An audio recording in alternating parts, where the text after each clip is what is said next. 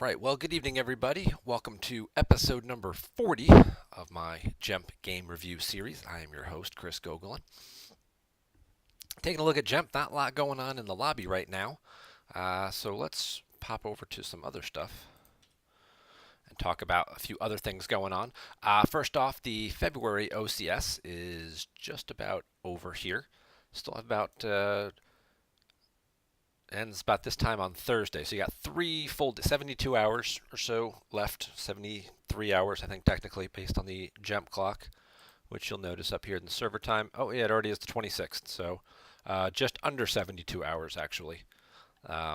Left to play your OCS games. If you haven't gotten your matches in yet, make sure to get them in now. A lot of people have already hit their 12. Some people in the 10, 11, still trying to get that last game in. Remember, if you finish all 12, you get 2 copies of the sweet foil. You only need 8 to get 1, though. So if you're sitting here at like 6 games or 7 games queso sauce, you might want to think about trying to get that 8th game in, in the next day or two. But great turnout we've had so far. Obviously, dozens of people here. 45 people here basically have all played, with a couple of exceptions. People only have 9, but 45 people played at least 10 games. Plus, then you've got another dozen or so over here. So we're probably looking at about like 60 people who are going to meet the requirement to get at least 1 foil, which is awesome out of the 85 or 90 or so that we had signed up for it. March registration is now open. If you have not purchased the season pass and are just doing the month-to-month thing, the March registration is now open. Find information about that on the PC forums and this online championship series forum. March registration now open. That'll be open until the 10th. So it gives you just over 2 weeks to sign up, pay your $10 entry fee if you want to participate. The people who have already purchased the season pass have already been added to the league, so you are set to go. I have not added anyone who just purchased the $10 pass today. I'll get to that probably after tonight's show or sometime tomorrow. And we'll start adding the rest of those people in. But if you have a season pass, you're all set, and all 82 of you have already been added. Speaking of the OCS, obviously, very excited to start month number 2 and see what kind of numbers we get. In terms of standings, it looks like it's... what am I doing? It looks like it's going to be a Rebel Spy and Chris Kelly qualifying. Silver Glenn lost his last game.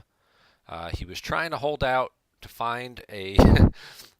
basically to find a better player because his strength of schedule, his opponent's win percentage was pretty low.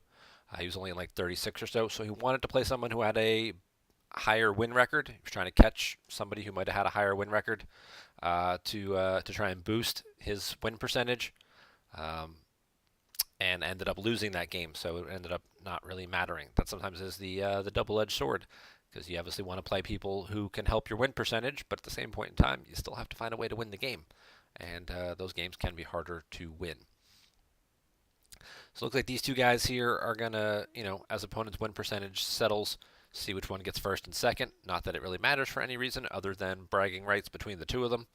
And we know Chris and Joe, I'm sure, would like to say that they were the number 1 finisher for their month. But 11-1 and a whole bunch of 10-2s, and still a few people left to play. Hayes can get to 10-2. These guys can get to 9-3. Brian and I could both get to 10-2 if we win our last 2 games. So certainly, and Fox is making a move up the board. Fox is 8-1 right here. He can still make a little bit of a run and crack the top 5, top 10, depending on if he gets those last 3 games in or not. And Plagueis, Seth, playing all the way from Africa on dial-up or whatever the hell he's got going on over there, is what's that? 7-3, 21. Yeah, 7-3. So certainly still has a couple games left to play. Could get up into the top 10 here with a couple more wins. You just got 3 more games. As far as anybody down here, I don't think anybody is really in a position to be able to make much of a run. Tom's 2-0. I don't think he's going to play 10 games in 2 days. Only Emil is capable of doing such things, I believe. and winning all of them, because you can play 10 games in 2 days, but playing 10 games in 2 days and winning all of them, us mere mortals can't quite hit that accomplishment. If you're not playing in the OCS, though, there is something else interesting you might want to participate in. That's Batmouse's GEMPC. This is similar to the real life MPC, a 64-person bracket tournament. Batmouse has run one online the last 2 years, and he's taking signups. I believe they end Thursday, or if it fills up sooner. There's 43 people signed up. It's free to play. It is the same format. It's a match play, so you play 2 games against the same person. It is a bracket event. I assume Batmouse is doing the seeding to determine where to go. If he wants help, he'll send me a message, and I'd be more than happy to assist with ranking some of these players for him. I can certainly try and use the OCS standings from last year for point totals and things like that to help him out as well with some of these players. But this year is the third one he's doing. He's giving away some in real life prizes. His kids will be doing arts and crafts and stuff, drawing on some cards and whatnot. So they'll be throwing some stuff his way, and I might also contribute a couple of foils or something to the pile. But just go to here on the forums. Now this is in the GEMP section. This is where you put it here. So resource section, GEMP, and you'll find the link for Batmouse's third MPC. You have a couple of days left to sign up for that. You just have to PM him with like your information and what's going on there. But the big news this week,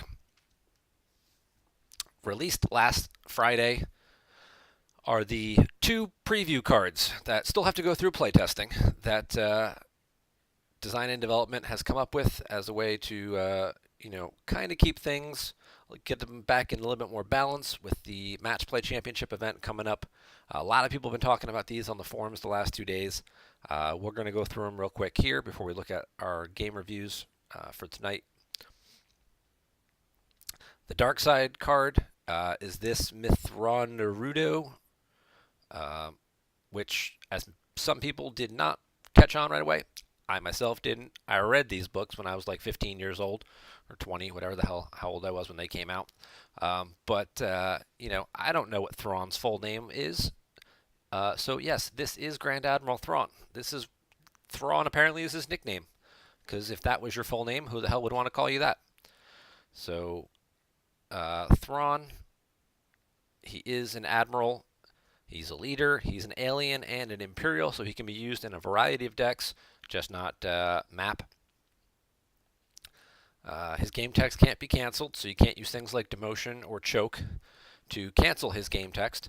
And he can lose a force to cancel a just drawn weapon destiny targeting a starship he is piloting. Looking back at last year's OCS and the recent Endor Grand Prix, one of the predominant decks that emerged for match play, and Hidden Base has always been a very strong deck in the match play environment. It doesn't do as well against the field because it usually takes a little longer and to get the lockdown on things, and there's a lot more variety in terms of deck types that can float around out there. Plus, you still have to pair it up with a good dark side deck. But in a match play format where you only need to, if you win one of your games by more than you lose the other one, Hidden Base being able to put on a lockout between the objective making you pay to draw cards so you can't draw up, and then Battle Order obviously getting you into a position where you have to pay to drain anywhere. And then Light Side having something like Luke or Baragwin on table where they can just retrieve a card over and over again. It gives Light Side the ability to retrieve their entire loss pile and win a game by 35, 37, 39, depending on how many cards you put on the table. So design and development came up with this little guy. It's kind of a Theron net mirror to help counter that. Still has to go through playtesting. This is just sort of like a preview of what the initial thinking and thought process was. Kind of more of like what we did a couple years ago was open playtesting, where they announced a few of the cards and it was like, here you go, everybody. You guys go playtest these cards and tell us what's broken about them and support, show your work.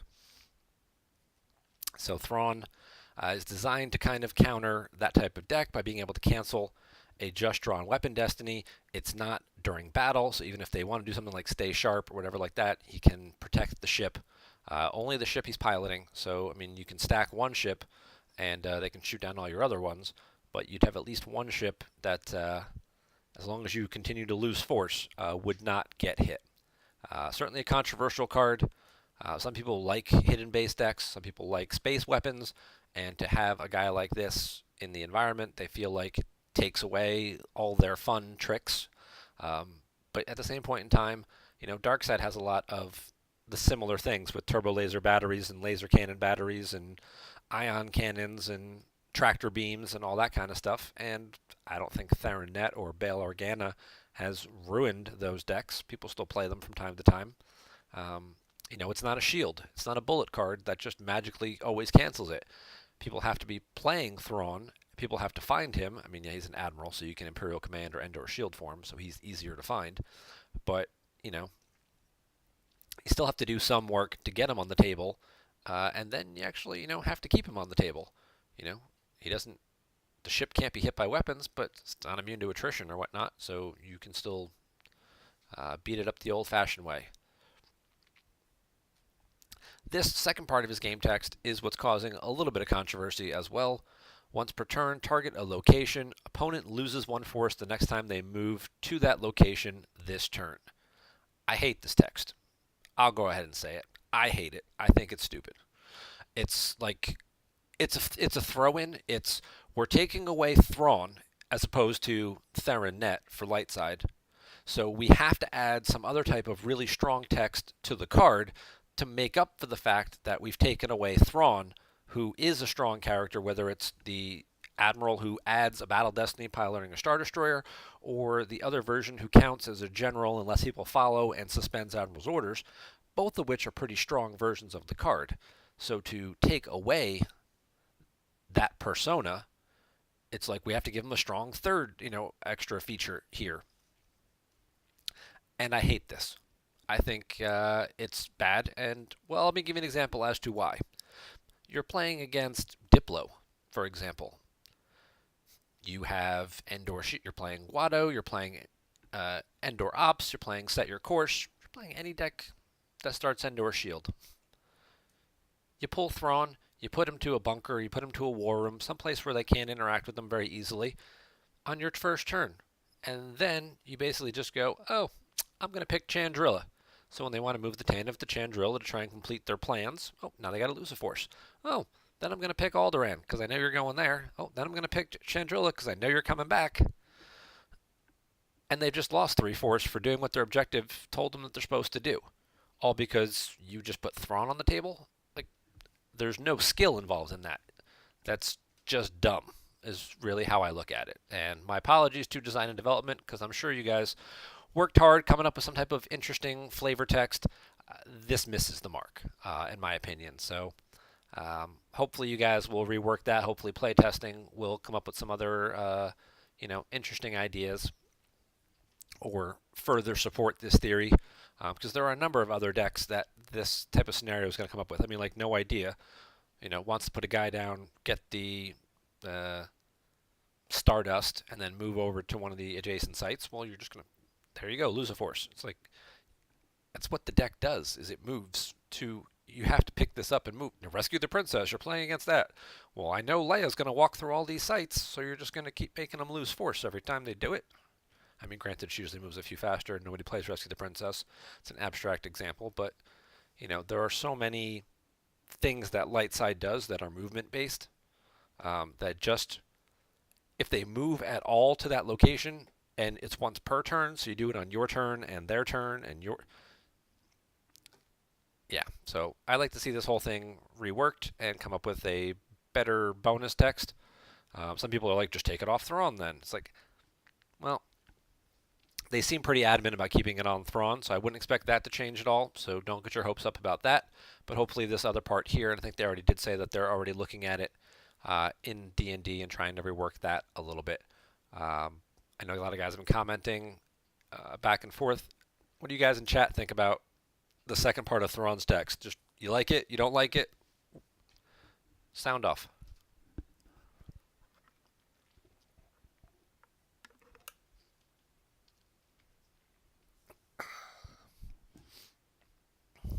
Oh, everybody's quiet tonight.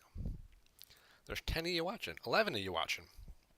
Nobody wants to go on record saying whether they like or don't like the second part of Thrawn's text. All right, we'll move on. This is the light side card. This one's a little bit more straightforward. Uh, we've got the use text. Yes, used or lost Destiny 4 interrupt. Used. During battle, Destiny draws may not be cancelled. So that would be weapon Destiny draws or battle Destiny draws. The wording on this one might need to get revised a little bit. And it would impact both players. So neither player could cancel a draw, even if being redrawn. So things like, Sith Fury or Jedi Levitation or Tarkin or Hera or whatever wouldn't be able to be used. It mainly is designed, apparently, to stop some of the first order guys.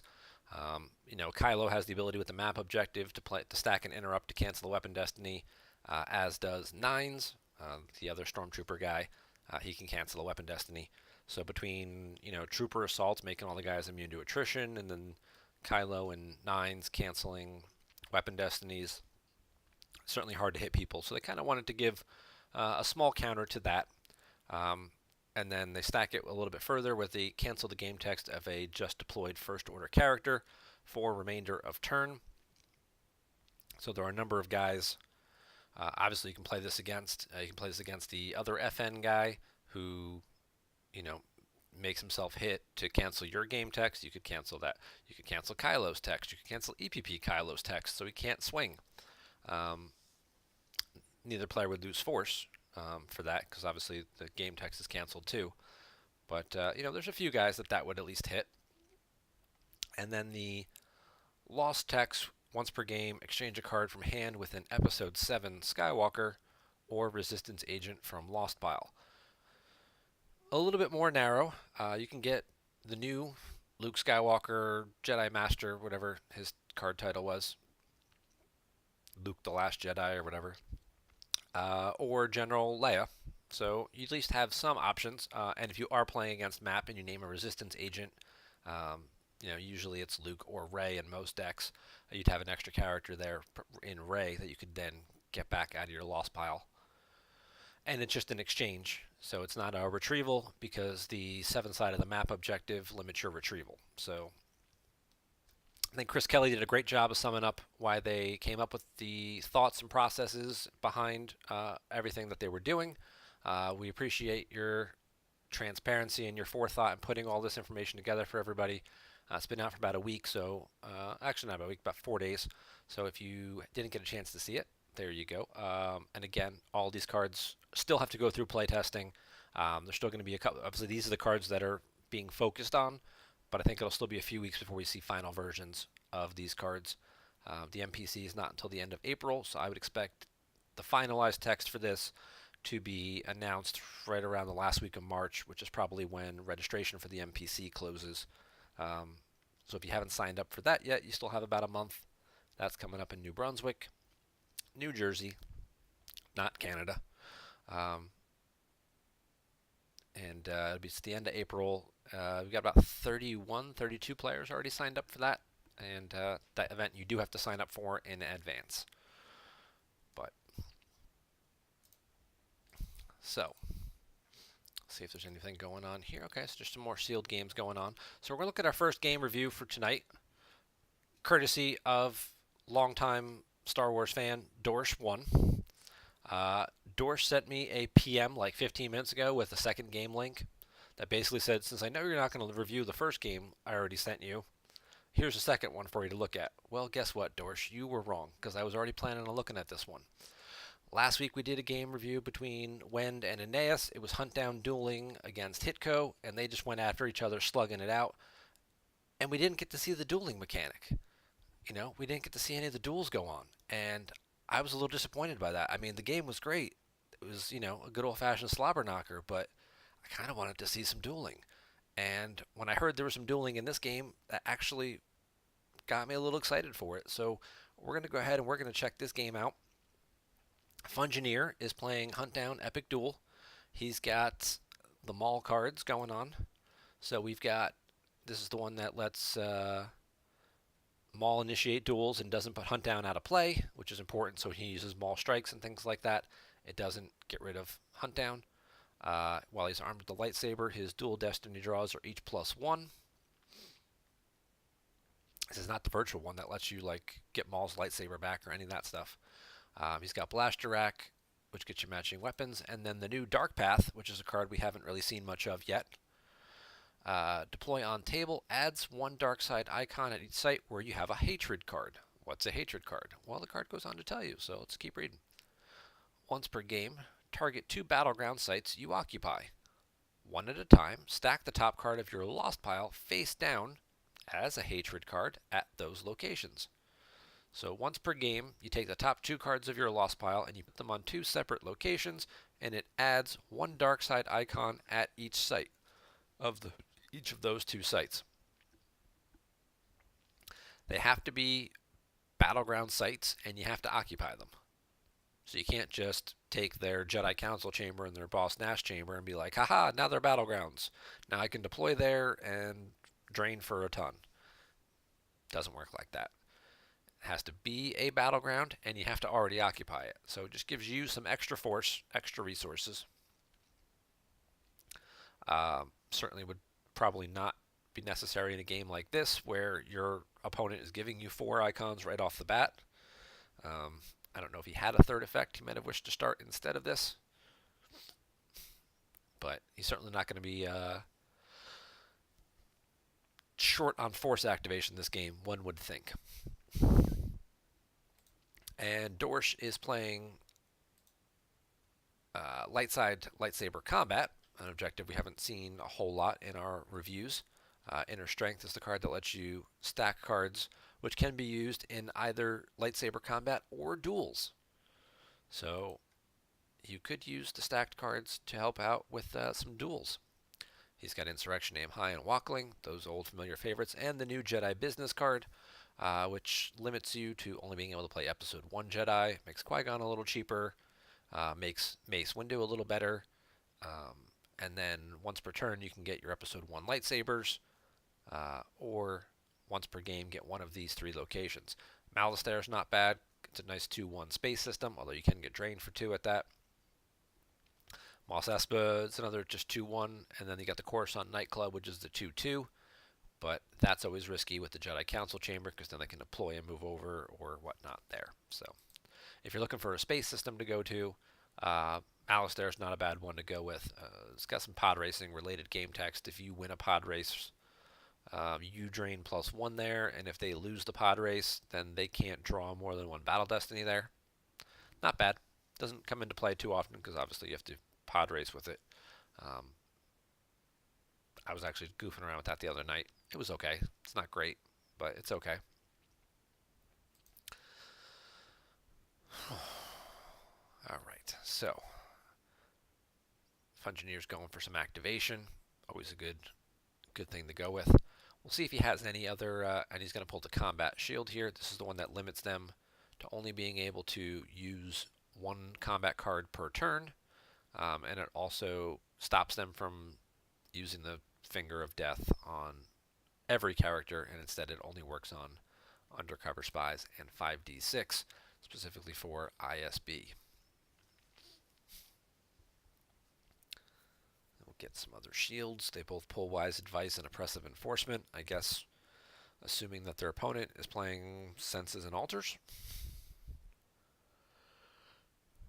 And that's going to be it. Fungineer's just going to draw a bunch.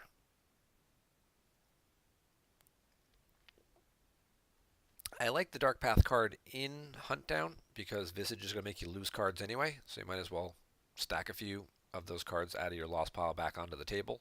I don't think there's any way to get them back off the table once they're there. Alright, so he does have Malastare. It's a nice little 2-1 like we said. I did see a whole bunch of R2 and Red 5s floating through his deck, so he probably looked like he had like 7 or 8 of them. I'm sure there's a couple of all wings report-ins. It's the best card for light side really to use in terms of stacking because they are 7s and they are pullable with the all wings combo. Usually the all wings combo is a good grab target for dark side in this matchup. to try and slow them down from constantly cycling their sevens and stuff out of their deck. But at some point in time, they're just going to end up with two of them stuck together, and then they're going to stop pulling them anyway. So they're just going to keep tracking around to that same pile of sevens. And it's really going to come down to whether or not like Darkseid has any type of like Omnibox or other way of shuffling your opponent's deck. All right. So he just played Deep Hatred, which lets him do the same thing, stack cards and use them for dueling. However, Deep Hatred kind of negates the shield, because everything here that says unless Deep Hatred on table, blah blah blah blah blah. So now that Deep Hatred's on table, this shield was not a good pull. So something to keep an eye on, Fungineer. You pulled a shield, that doesn't work anymore.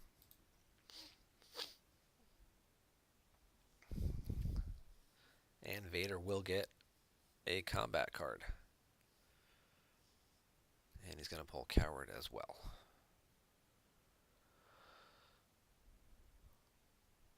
I would expect to see Dorsch pull 3PO at some point here. With the "Were you looking for me?" Unless 3PO is already dead and I wasn't paying attention.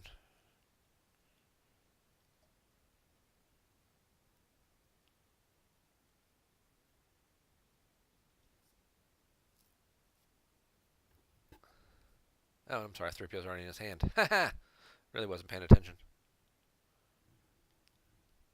Damn, you guys are quiet tonight. Alright, so 3PO. Great card to get out, especially in combat, because again, it helps you set up stacking high destinies together.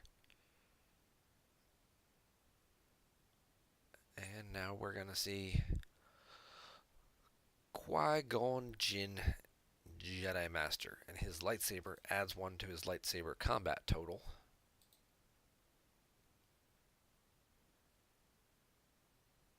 He can stack a 7 on him, but he's either going to have to wait or blind draw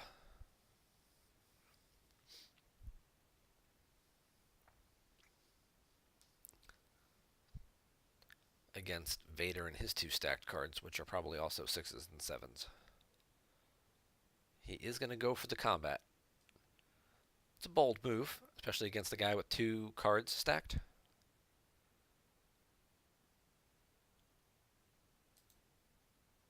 So he's going to go for it. He's going to use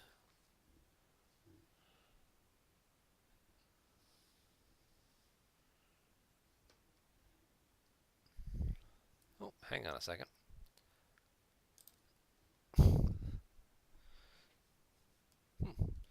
So Chris Kelly was kind enough to just text message me and say, hey, we're chatting left and right in the chat. Can you not see it? And the answer is no, I can't. Let me refresh.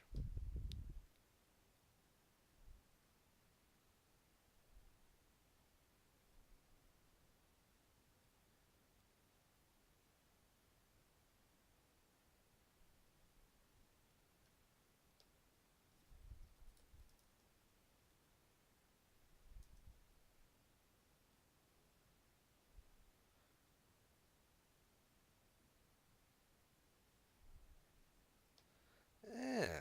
All right. So apparently Twitch was stuck. Thank you very much, Chris Kelly, for that. I'm sorry I missed the first, I don't know, 15, 20 minutes of your guys' actual chatting. I'll have to read some of that stuff later.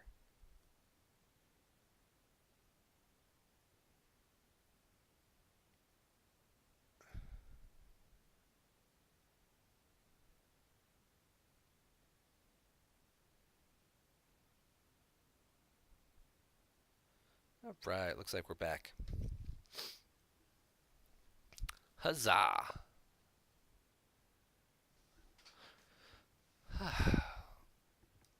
And here I thought you guys were just ignoring me all day.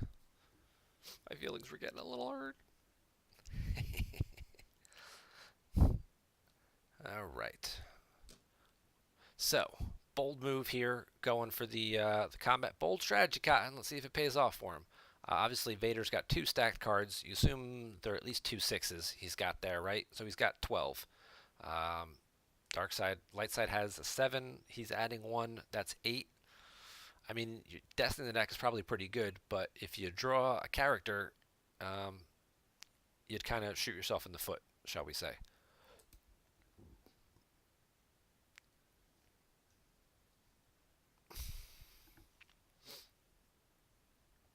He does draw a 5. All right, so that's not bad. So that gives him a total of 13. Pretty good chance of winning or at least tying. There's a Sith Infiltrator, and I'm sure he's going to have another 6 under there, maybe possibly another 7. Could have a couple Phantom Menace and extra copies of Visage. Yep. So he also has 13. So that should be a tie, and it is. So nothing happens, and they both can stare at each other. And now Qui-Gon has to think about either moving away or, yeah, he can't move away and take a drain of 4. That's just crazy.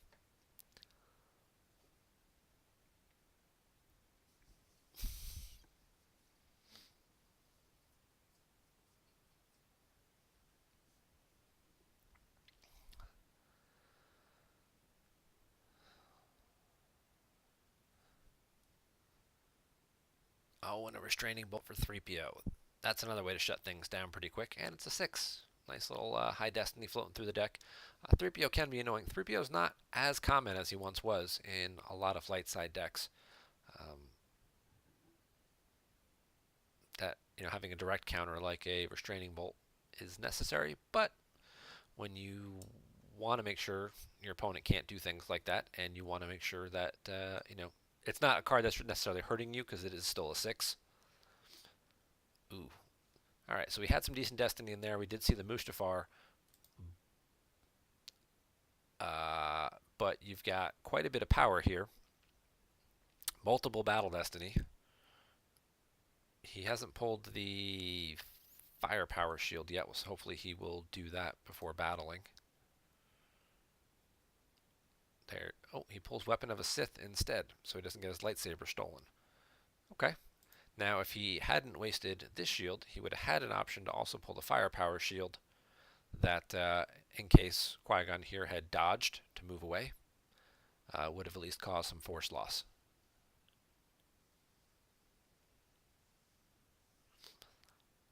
So, he stacks a card, and he's going to take a swing. If he hits, he should not operate, because obviously he has a huge power advantage here. I'm sure there's a fear of his opponent drawing a 7, given the number of R2 and red 5s that are floating through this deck. That would get rid of multiple characters. But he missed, because that Vader doesn't add 1 to his total, so doesn't have to worry about it anyway. You gotta swing at Fett here. You gotta take the extra battle destinies out of play. And that should do it.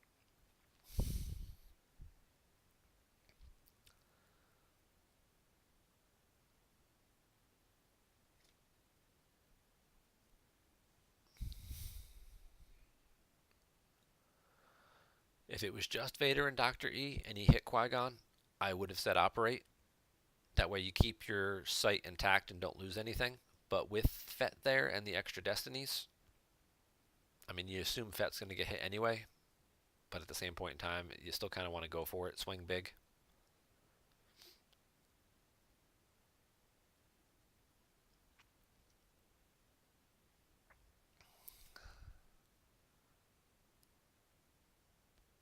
And he draws extra random grabber. That explains the wise advice shield.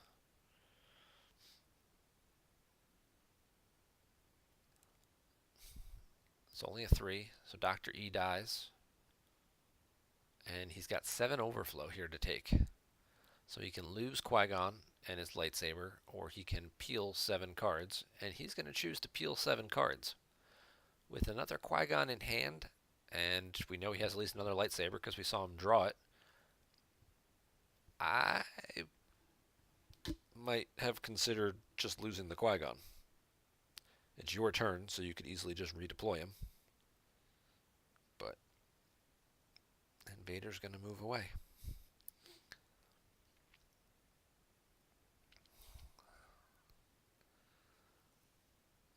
I was told there'd be dueling in this game. I've yet to see, I see combats. I don't see no duels.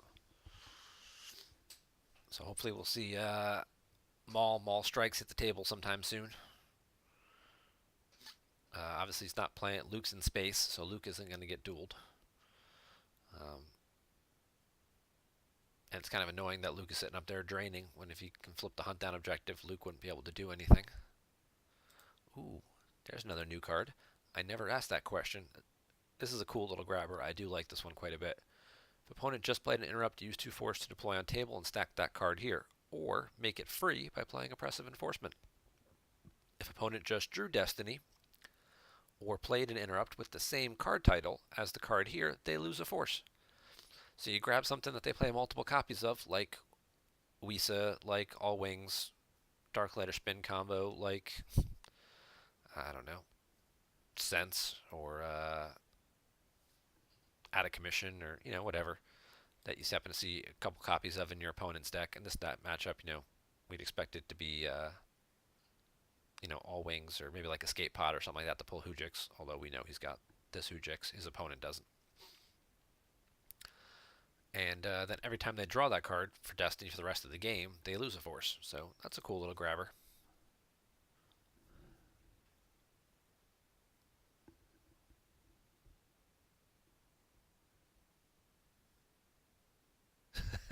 Pretty much just combat. Ugh.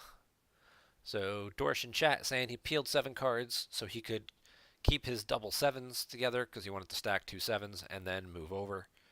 Now he had an option here. He deployed Ahsoka. Ahsoka could have just battled Vader. Swung, hit, made him, possibly lost. Might have taken a little power difference or whatnot. But, Ahsoka had a pretty good chance with all the high Destiny in this deck, right, to hit Vader and clear him. So he's going to go for double 7s here, which against his 2 stacked cards is going to make him lose 4, I think is all that's going to do. I don't know it's going to be enough to get him off the table. Because even if he has if he's got 2 5s there, it's 15 to 10. He would need to have at least 1 6. Although Fungineer has a pretty large hand, he's got 11 cards in it, so chances of him having at least 1 6, I'd say are pretty strong. So I think Dorsh may win this combat, but I don't think he's going to do enough to get Vader off the table. Now that I say that, he uses a 4.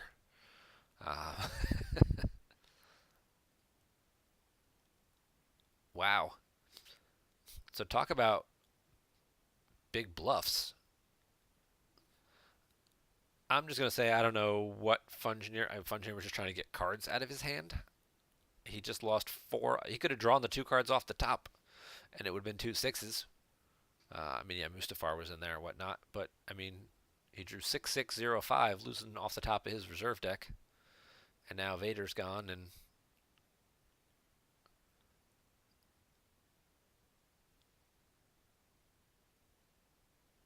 wait a second. He didn't use the stacked cards. He just drew. So it's like he wanted Vader to die. He had Palpatine and Vader's obsession. So he had 2 6s. I'm confused. Anybody else confused? So Fungineer had 2 6s that were stacked as Vader's combat cards, and instead of drawing them, opted to blind draw 2 cards off the top of his deck, lose Vader, lose his lightsaber, and lose 4 force. He still would have lost to 4 anyway, but they could have come from anywhere, and Vader still would have been on the table. So I'm going to call that a mistake, and maybe there's some bigger strategy we'll see at play here in the next turn, but I don't understand why he would voluntarily draw low and lose his own Vader off the table.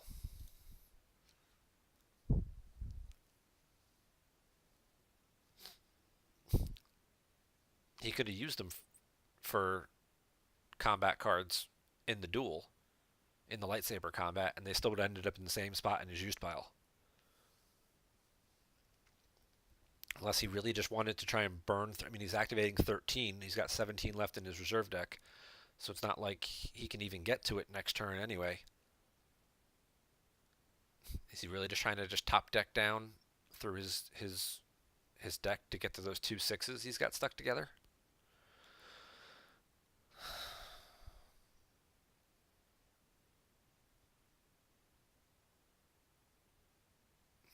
Oh, and you let your opponent retrieve a force at the same time.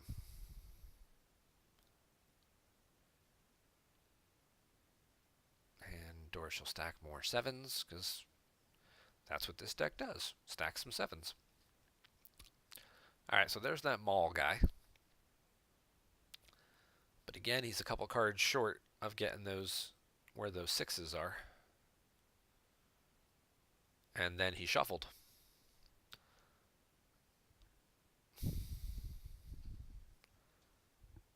Now, this particular dude, what does he do? Cancels the game text of Amidala, Obi-Wan, and Qui-Gon at same site. Well, that's pretty clever.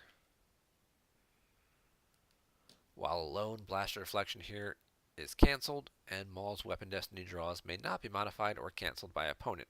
Well, he's not alone anymore because the Grand Inquisitor just showed up, but he does cancel Qui-Gon's game text. So Qui-Gon's game text adds the extra 2 force loss.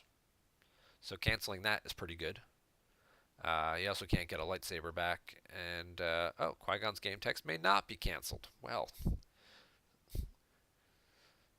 this happens when you start reading from the middle.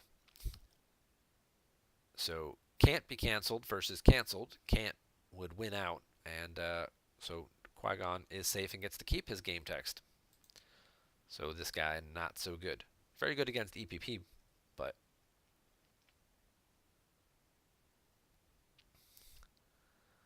and he's going to go for the Maul strikes.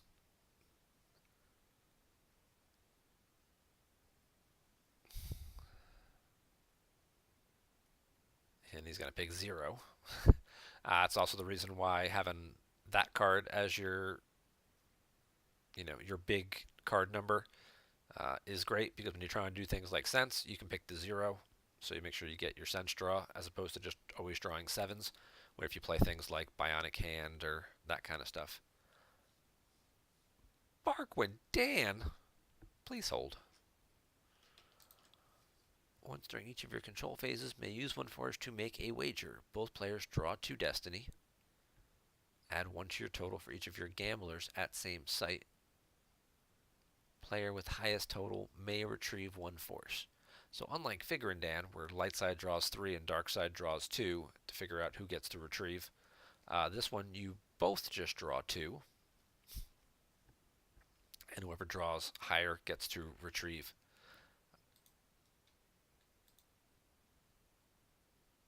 And then he's going to pass. And we're basically going to set up light side doing another 7/7 combat against Maul, while Luke sits around and drains for 1. So, certainly been a very curious line, very curious path that Fungineer has taken in this game. And I don't think it's going to work out very strongly for him. Oh, there is a 0 floating around in there. If only there was a way to keep your opponent from using multiple combat cards. But as is, he's just going to keep using double 7s.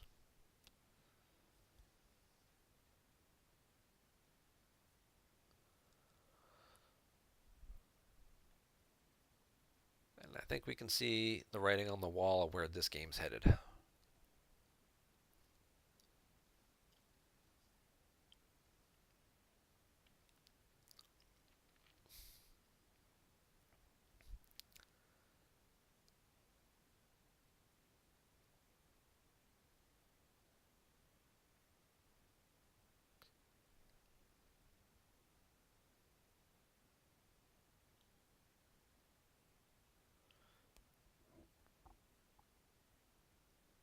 Fungineer's going to draw.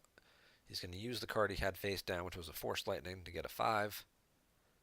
And he'll get another 5, which is only 10. Maul's lightsaber adds 1 to the total, though. So Maul does get to live. He just has to lose 4 force.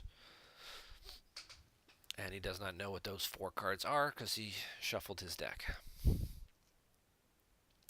And he does lose the Emperor and the Vader's Obsession that he so anxiously wanted to put back last turn. Oh. Looks like Dorsch went too far and skipped right over his draw phase. Might want to actually draw a card or two. Try to find more 7s.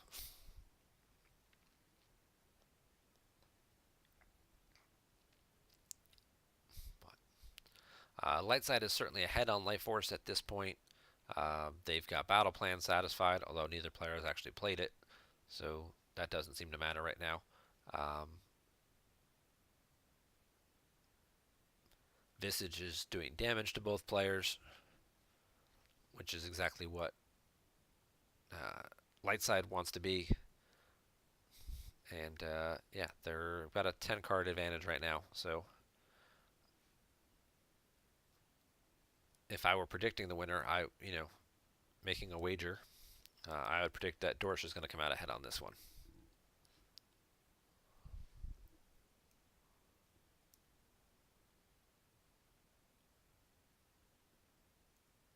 Yeah, that's exactly right, Dorsch. You shouldn't have played Deep Hatred. Well, although technically you can only remove cards when you're on the 0 side. So as long as he keeps a Dark Jedi there and keeps you on the 7 side, you can't remove anybody anyway. So if he was going to play Deep Hatred, then don't play the shield and just keep stacking Dark Jedi to keep you on the 7 side. If he's going to play Deep Hatred so he can, stack 2 cards as well, then don't play the shield. So he kind of changed strategies mid-swing or whatever like that, and ended up with both of them on the table, which kind of messes things up a bit. All right, we do see impressive, most impressive from Dorsch here. That's another good Destiny 6 card. Cancels a couple of cards where you've got a Jedi, like a barrier, stunning leader, or you are beaten. But once per game, if opponent is initiated a battle, you can take the first weapons phase action. Nice 6 to let you get a weapons phase action in, especially against something like, someone who cancels like Forlom or someone like Dr. E who might take out your only guy with the weapon. It's like, make sure you get your weapon swing in first, especially if we were at this site over here and you got to swing first. You swing, hit Dr. E, send him used. So it's a good card for this deck. It's very multifunctional and a nice high 6 Destiny to boot.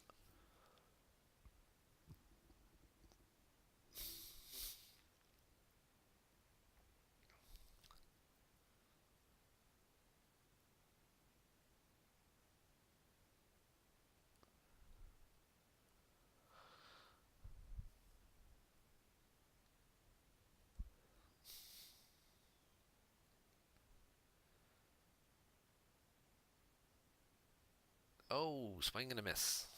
Drawn a couple of those characters. Oh, he hit the Inquisitor. I'm sorry, I thought he was going after Vader. Unfortunately, Fungineer also overactivated. Didn't leave himself enough Destiny, so he can't swing twice with this double-bladed lightsaber. Twice per battle, target a character. So he's going to draw the 2 Force Lightnings, and that'll hit Qui-Gon and take care of that. But, with the second lightsaber swing taking out, I don't know, Yoda, and then Ahsoka not being immune to any attrition, could have gotten rid of both of them. Or even just swinging at Ahsoka if she's cheaper and hit her, make her forfeit 0 as well. So that way, when there's a battle damage difference, either light side's peeling a bunch of cards, or having to lose Yoda on top of it.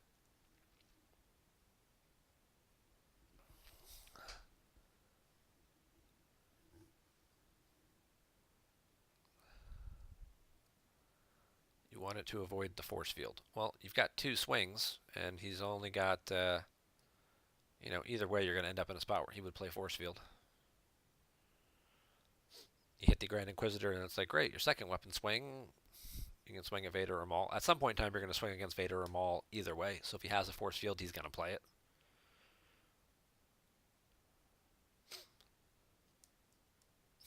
And we've got a tie. And Phantom Menace is out, so Maul will not have to go away.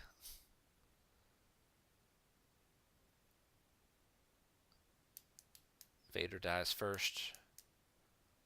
Then Qui-Gon dies. The Grand Inquisitor kicks in, makes him lose a force.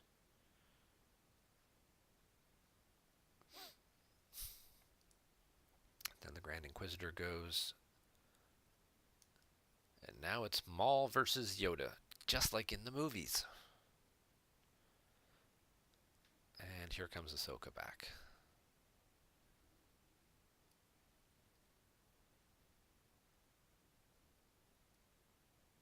Yes, technically, Chris Kelly, all three are force fieldable if it's the, well, yeah, it's the virtual one. That's the only one everybody plays.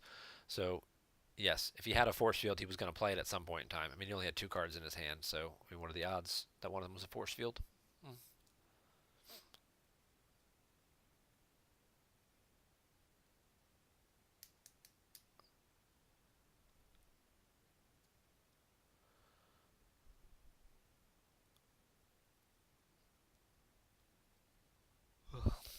Methinks we're going to see some double sevens. Here comes a nice cheap deploy 5 Qui-Gon because of Jedi Business and Qui-Gon's own game text. And we'll get some cards stacked. We'll get a lightsaber. Notice how Dorsch only activated 6 force, probably because he activated right to where he knew where the cards were. That's called tracking. And that is a good play.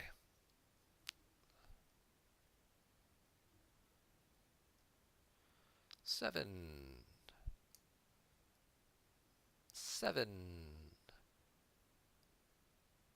When you just got a pile of 7s in your deck, it does make your life a little bit easier. Now, there's a lot of other key cards and things like that that sometimes you have to miss out on, but blind draw on 7s all the time kind of makes up for it. It's kind of why the Invasion Battle Droid deck gets away with, like, they only have like 6 characters in the deck, but they kind of get away with so many things because they just start blind drawing 8s for Destiny all the time. Or the Dark Side Combat version of this that plays the Aura Sing Blaster Rifles that just starts blind drawing 9s because, you know, they're 7 or they're 9 depending on what you're using them for, if they're weapons or combat cards. But I think we can all see where this one's headed. We'll speed this up just a little bit and give Dorsch congratulations on his victory. But once again, no dueling. There was an attempt at a duel. It was a Maul Strikes that was played, and it was sensed. And, you know, I don't see General Kenobi. I don't see Mace Windu. So I don't see any other people except really just Qui-Gon and Yoda. Oh, there was a Mace. My bad. The Theed Palace Mace. But there is a Mace. He's going to make a wager. Well, at least we get to see Barquin Dan use. When was the last time you can say you saw that? He's not even in any of the sealed deck formats because he's special edition, so.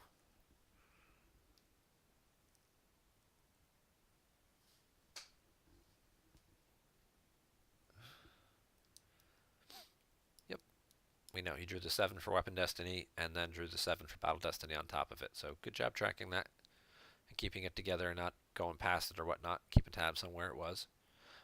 It does get easier when you get lower in life force totals to you know, set that up right, but that's why you do want to be keeping something to keep an eye on. Keep an eye on your own deck, and when if you can, keep an eye on your opponent's deck to figure out where those key cards and high destinies and stuff are.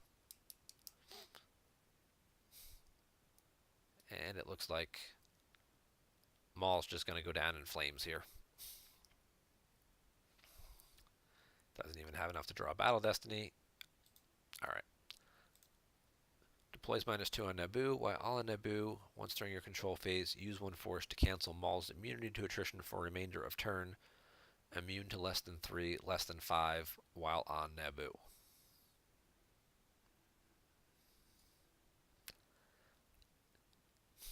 I'm not seeing it, Lloyd. I'm not seeing it. Yeah, but so was the other one. He deploys, so he deploys for 6 instead of 7, but only to Naboo with the effect. Just not seeing it. Use when forced to cancel Maul's immunity to attrition for remainder of turn. Well, I mean, if you don't have a lightsaber for him and he can't swing twice, it's probably not. Probably slightly better than the other version, who at that point in time would really just cancel Boba Fett's game text. But I would hope that there would be a lightsaber in here for him, so you'd have a second versatile character with a lightsaber, especially a guy who swings twice, who could go potentially off planet to clear some shit. Uh, I don't know. Sometimes I think Umar doesn't always think these things through. He just likes to throw high destiny cards in decks and figure that'll be good enough.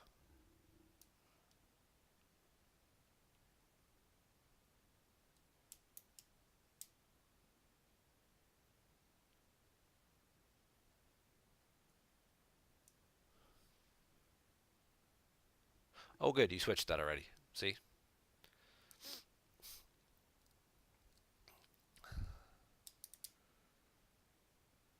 All right. We will speed this along. Take it up with Umar.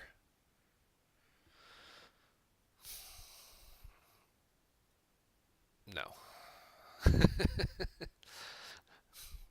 All he does is just build goofy decks. Any deck list of his you take, you should immediately change 5 cards in. If you take the right deck list.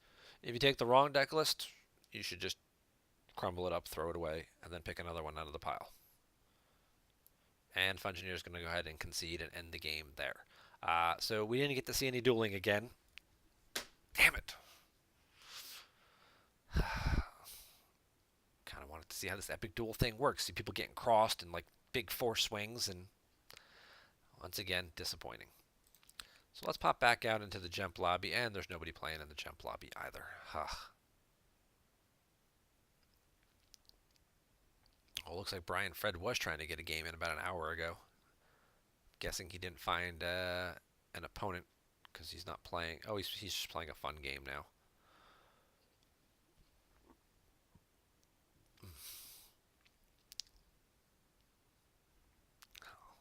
What's this other game you sent me, Dorsch?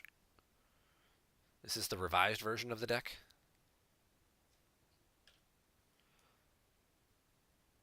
This is Black Sun versus Combat again. We're going to fast forward through this one a little bit. Get this set up. So we know what Dorsch is doing because obviously we just watched him play.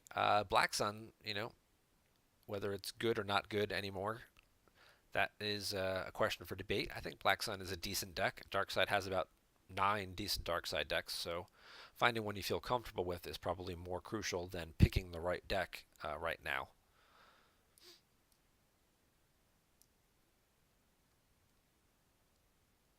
He pulled Rendili and then pitched it. He's going to get some Vigos and some Sights.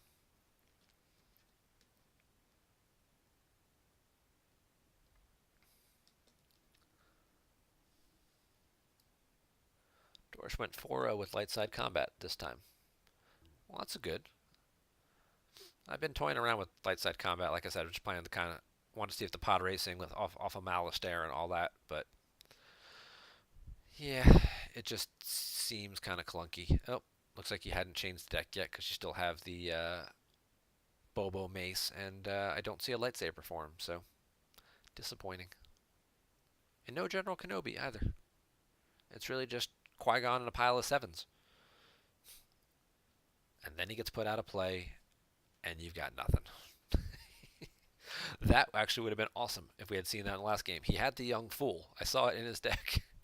If he could have Young Fooled Qui-Gon, that'd have been it. It'd have been like, that's it, I'm done. Game over. So we've got the Emperor, the Prince, and some Vigos, but no Battleground sites out yet. Is that the wrong Vigo?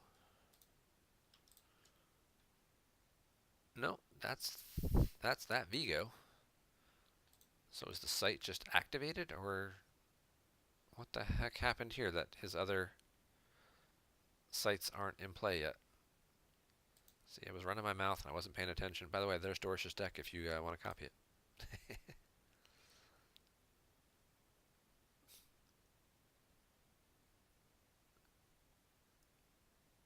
I guess he missed. He got Kashyyyk. So either he didn't check. No, he used 2 force. He deployed the Vigo from reserve deck. What's he not playing any locations? Or did he just not want to play it yet? This will be another mystery that we'll have to wait and see how it unravels. Because Apollyon pulled the Vigo from his deck, so he would have known what locations were in there, and then pulled Kashyyyk with the Vigo.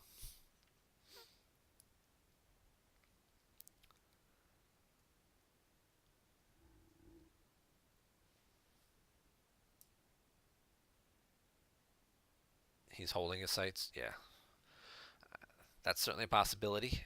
He obviously doesn't want you to beat him to his sights. You can't drain at them anyway once with the Emperor there, but at the same point in time, he needs to obviously start spreading out and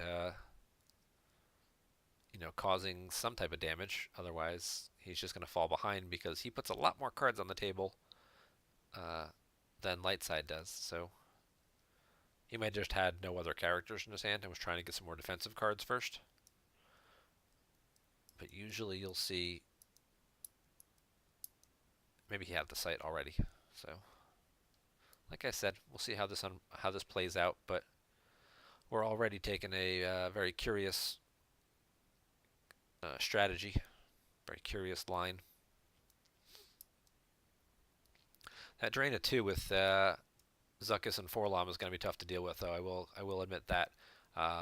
Although obviously Lightside can just go to Kashyyyk. He's got combat response, so there's Django. We've got Darrow with him. Darrow's going to pull the Restraining Bolt to slap on the 3PO. So 2 games in a row now we've seen Restraining Bolt on 3PO. Used Force Lightning. Yeah, this isn't as rough, Luke ship to deal with. This is going to be incredibly difficult because without a second ship, he does have Gold Leader and Gold 1, so he could, but then he's got to also find a second pilot because that's only 6 abilities, so he's going to have to give up like Rey or somebody. I don't know if there's a Corrin Horn in the deck maybe. Corrin, Gold Leader, Luke in Red 5, and something like that.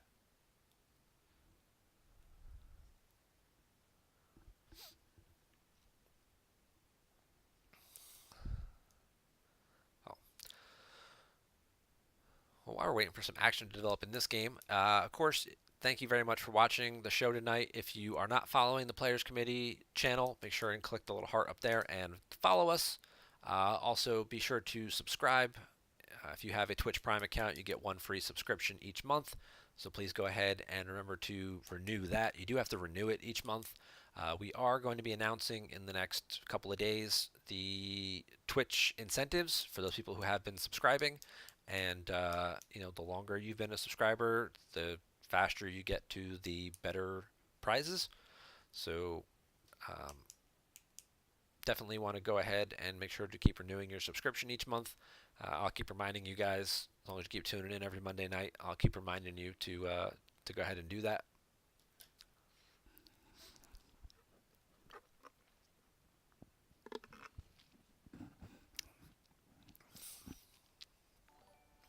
Hey, Crazy Runner Guy. Thank you for renewing your subscription. I also want to test out that new graphic that I put in there. It's a little something.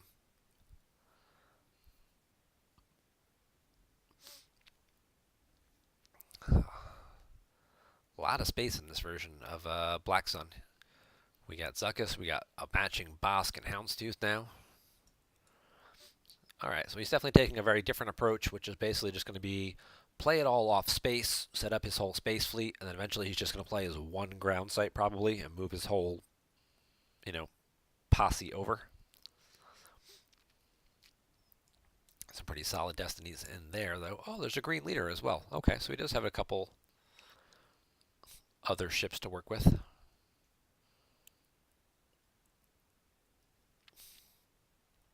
And we'll get a green leader as well. Green leader adds battle destiny, plus Luke then adding a destiny.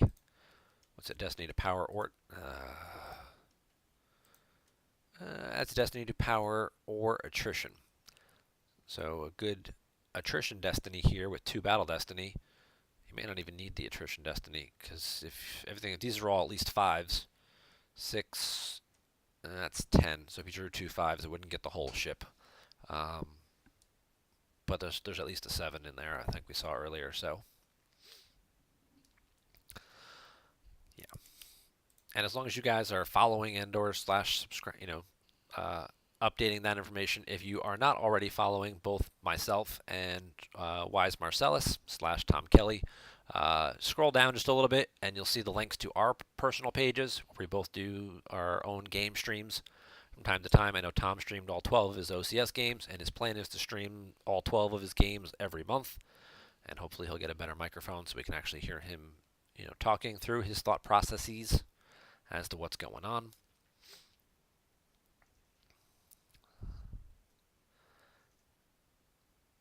All right, so he chose to add the destiny to power, which I agree with in this case because of the destinies that he had.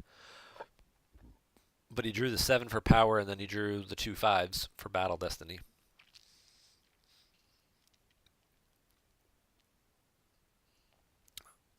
But he's still going to outpower it and clear the whole thing anyway, so.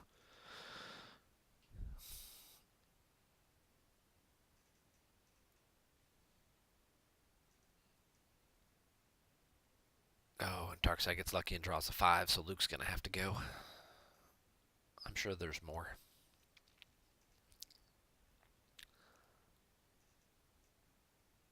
But he's going to lose Django, Darrow, and he's going to peel 6 cards instead of losing Slave 1.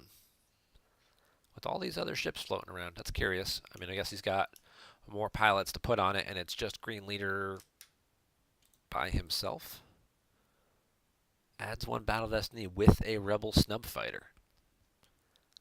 I would think that this would still work and he'd still get a destiny with the empty ship. Maybe there's some requirement that the ship has. There's nothing written in his game text that has to be piloted, so I wouldn't see why that wouldn't work. So he's going to get a battle destiny there. So you're peeling a bunch of cards to keep Boba so you can come back and battle with Boba and another guy. But at the same point in time, you're still going to lose some cards. And he is paying to drain. Dorsch with a huge hand, though. 17 cards in hand.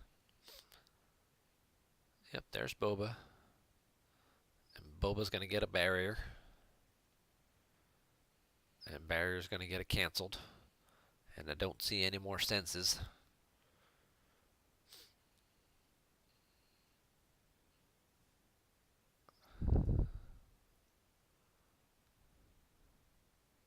Zam. Just gives him another person with ability to get the 2nd battle destiny. There goes Wackling out of play while he's got the opportunity. Put a 7 on the bottom.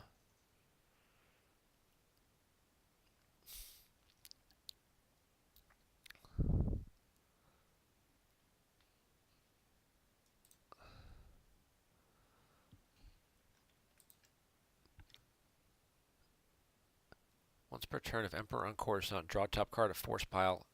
During your turn, you occupy 3 battlegrounds. Opponent also loses 1 force. So he's got 3 battleground systems, so that's why he caused the 1 force loss.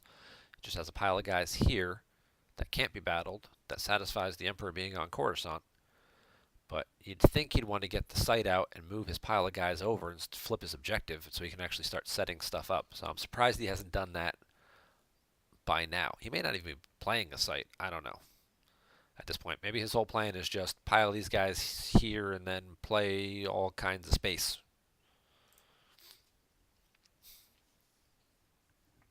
We'll see if a site shows up, though.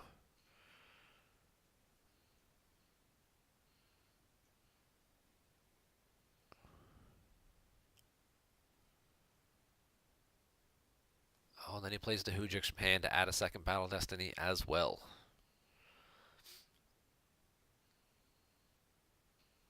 So this battle's going to go terribly wrong for Apollyon.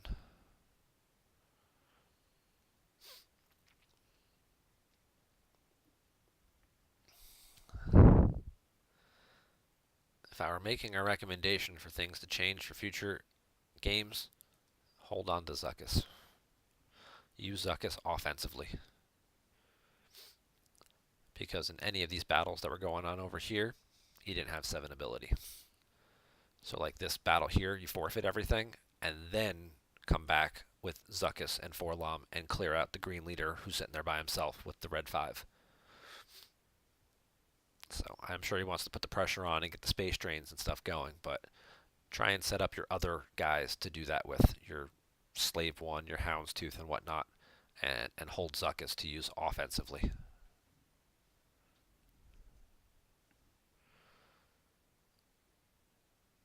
There goes the thermal detonator. Uh-oh. Torch verifies his own reserve deck and just shuffles some cards around.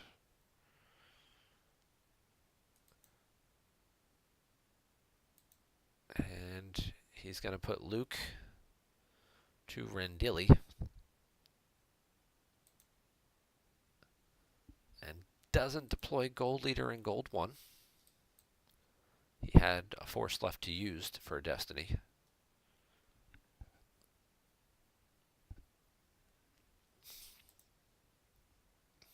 And then he chooses to add the Destiny to Attrition.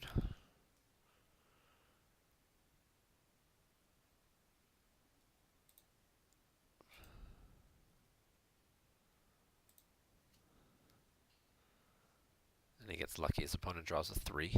Okay.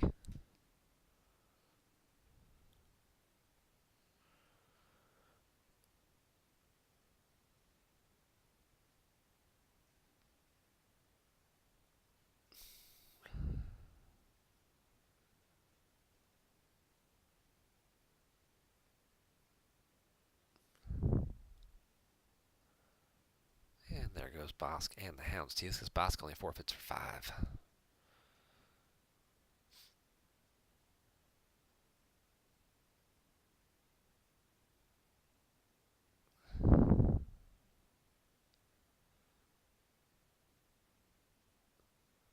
Certainly done a very good job of getting his opponent off all these battlegrounds. Pulls weapons display.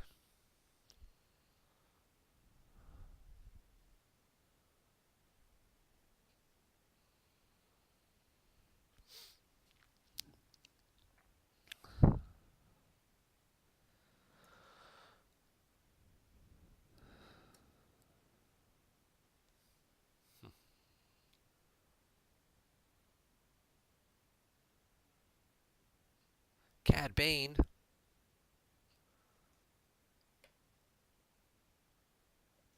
And Boba Fett, the Bounty Hunter. That's gonna be a slap in the face for Mr. Yoder. A Hujix sure would come in handy right about now.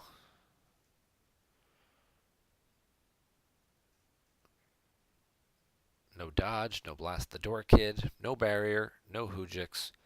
Just little old Yoda just running a bluff that with 11 cards in your hand, you'd have something to save you from getting your ass kicked.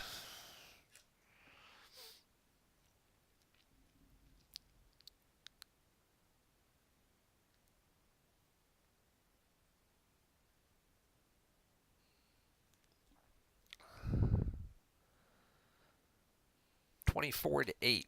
That's a difference of 16. So it'll be Yoda and 9. Luckily, he's got 11 cards in his hand, half of which he does not need. You can go ahead and pitch some of these duplicates.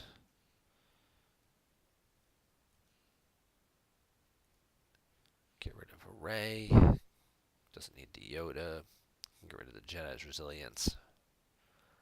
Got plenty of R2 and red 5s. Blaster Deflection's probably useless in this game. Yeah. He's got cards to lose. I mean, yeah, it hurts losing 9 and losing Yoda, and now Luke would have to pay 2 drain and whatnot, but I have a feeling Cad Bane's not going to live very long, so revenge shall be a-comin'.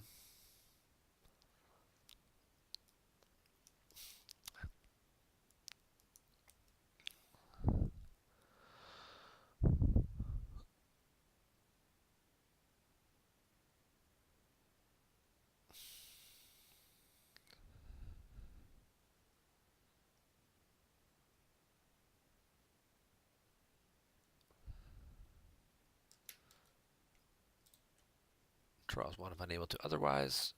Can only cancel if he's with another bounty hunter. And then he doesn't leave enough force to swing.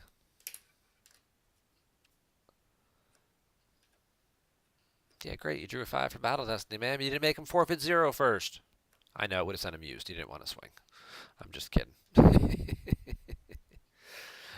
For those of you wondering, this site, any character's ability less than 5, instead of getting hit, they go to the use pile. We've covered this site in a couple other games, but just a friendly reminder. So, yeah, so he doesn't want to hit him because he obviously wants to make sure he leaves the table and goes to the loss pile instead of to the use pile.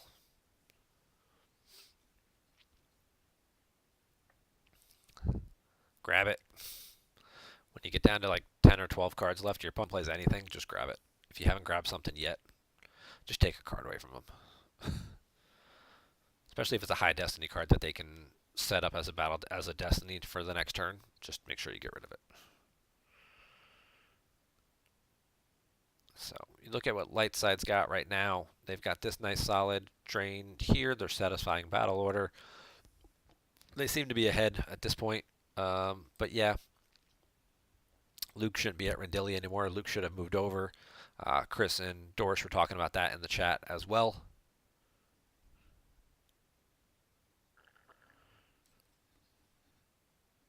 Yeah. Are you brain dead? That's another card that would have helped out to satisfy the attrition. There's something with this where it's slightly bugged though. And then you also have to worry about Cold Feet can also cancel this. So careful with Are You Brain Dead. It's a very dangerous card to use. What do I mean by that? In a battle you just lost, place a Jedi Council member you just forfeited in used pile to cancel all battle damage and attrition against you. And Cold Feet stops an attempt to remove a character from the lost pile.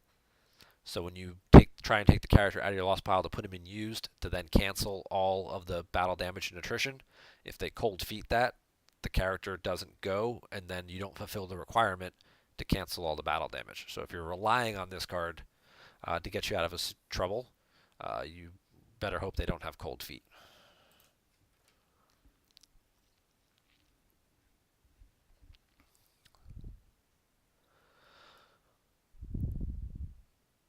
And that might be a card you want to grab if you're planning on using, especially if you're running more than one of this card, if you're running 2 or 3 of them, and you're just planning on, getting out of trouble with Are You Brain Dead, then Cold Feet would be a good card to grab.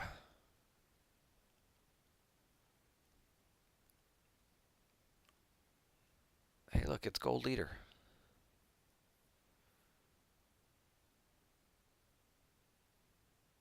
And it's Leia Rebel Princess.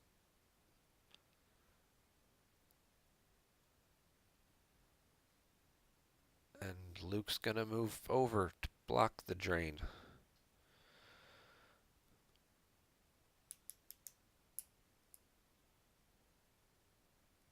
I guess he's planning on throwing away Luke and playing the other one from his hand, making his opponent spend force.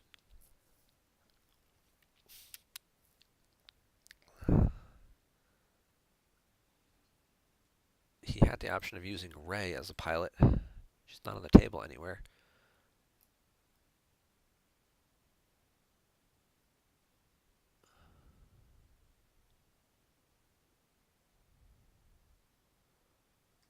He had force available though, so could be a thing though. Could just lose Leia, see if she can soak up the 7, and then come back with Rey over the top for the following turn to take the ship out of space once and for all. We do finally see the site. It is the sewer, so I guess that's the only site he's playing is the sewer. And he'll run everybody under there and flip his objective finally.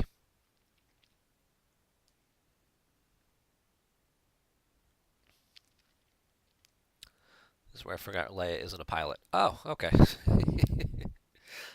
Yeah, Leia rarely pilots things. He also gets his 3 battlegrounds back now, so now he can start doing the ping damage, which he does.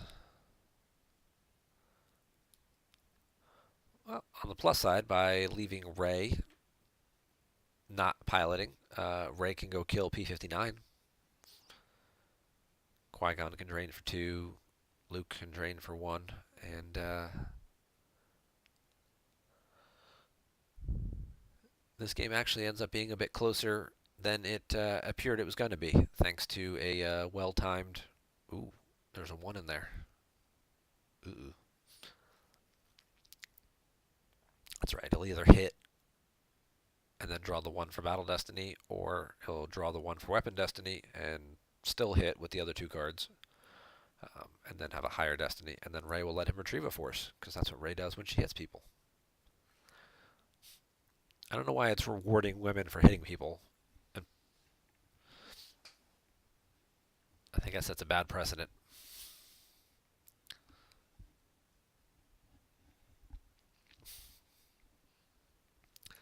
Oh, yep, so he draws the 7-5 for Weapon Destiny, which means he's going to draw the 1 for Battle Destiny. And won't get to cause any overflow. That is unfortunate. That could have been the game ender right there. If he had drawn 5-1 and hit, and then drawn the 7 for Battle Destiny, he'd have been at 12, which probably would have been enough with P-59 already being forfeit 0 to cause enough overflow to just about end the game. Make like 1 turn of drains or whatever. But having it unfold this way does make it a bit more challenging.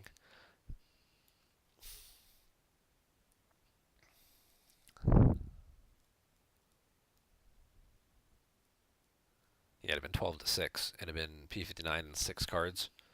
That'd have been like 1 turn away from winning. So, but again, I do anticipate that Dorsch will come out ahead in the grand scheme of things. I think he's doing just slightly more, well, maybe not, with the objective flip now. This one might actually be a little closer. Yeah, he's going to split up.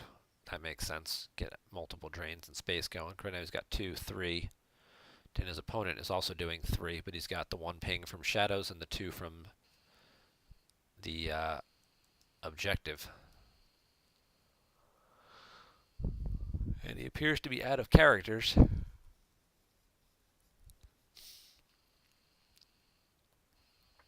So this one's going to be close.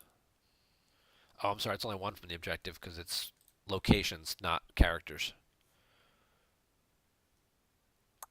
For each battleground location occupied, they have to be at separate locations to do more than 1 damage. Alright, so that's, what, 4 points of damage a turn? 1, 2, 3, 4, and then the draw card to do a ping with Shadows as well. Now he got his 3rd battleground back, so now he can cause the force loss from that as well. Gonna be close. Drain for 2, drain for 1, and that should also be a drain of 2. That takes him down to under 5. So if he just does 5 damage next turn, he wins the game.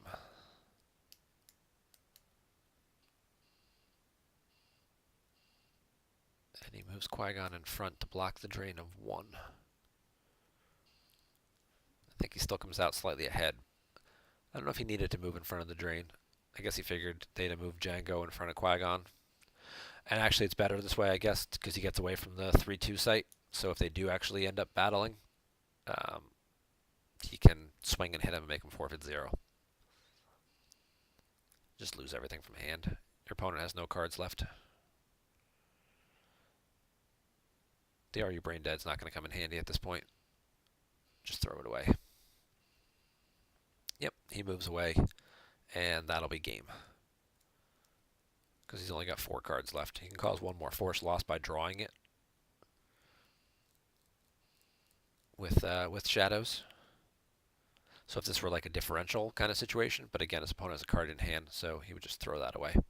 So we'll get a win by 5 for Dorsch in game 2. Thank you, Dorsch, for sending us game links. We always appreciate having some game links. All right, you're flipped. Your objective stops him from draining here with the Emperor. So the Emperor should be here, not at the 1-0. So that way he can drain there. That's a minor mistake, too. So thank you for sending in the game links, though, Dorsch. Definitely appreciate that. Everybody watching, thank you for watching the show tonight. Of course, keep sending me game links because I always like to see interesting things. If anybody has a game where they actually complete a duel, that would always be appreciated, too. Oh, yes, Leia can cancel from space. So, yeah, but they've been there for a while. I feel like they've been there since before Leia was there. So, Emperor should be over here at least until he has reason not to be there. So, that's going to do it for tonight's show, though, I guess, unless there's anything going on in the old GEMP lobby. Yeah, no, just some people playing fun games. So, we're going to wrap it up. I will see you guys back next week. And again, thank you for subscribing to the PC channel, and thanks for following both myself and Tom on our personal channels. And hopefully I'll be over there streaming my last 1 or 2. I have 2 OCS games left to play in the next 3 days. So hopefully I'll find time to get those in and get those streamed as well. Maybe I'll play some lightsaber combat with these Destiny 7s. Who knows? But you guys have a great night, and take care.